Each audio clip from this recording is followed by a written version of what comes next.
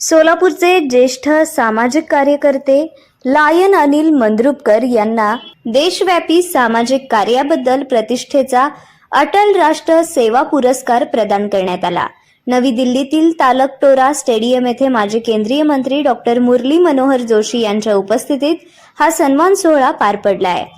राष्ट्रकवी दिवंगत रामधारी सिंह दिनकर स्मृती न्यासाच्या वतीने माजी पंतप्रधान अटल बिहारी वाजपेयी यांच्या स्मरणार्थ हा पुरस्कार दिला जातो।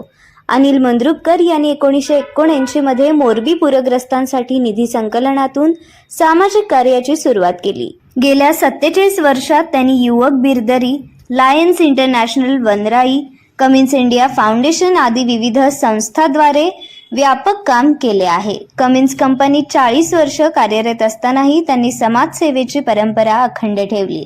पर्यावरण संवर्धनाच्या उद्देशाने 2006 मध्ये पुण्यात इको फ्रेंड्स लायन्स क्लबची स्थापना करून स्वच्छता, 3R तत्व आणि ग्रामविकास उपक्रम राबवले। स्वच्छ भारत अभियानांतर्गत 6 गावांमध्ये शौचालय उभारणीसह अनेक प्रकल्प यशस्वी केले।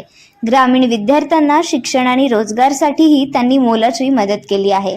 या सन्मानाबद्दल मंद्रुपकर यांनी सर्व सहकारी आणि संस्थेचे आभार मानत समाजसेवेचे कार्य अधिक जोमाने सुरू ठेवण्याचा निर्धार व्यक्त केला आहे।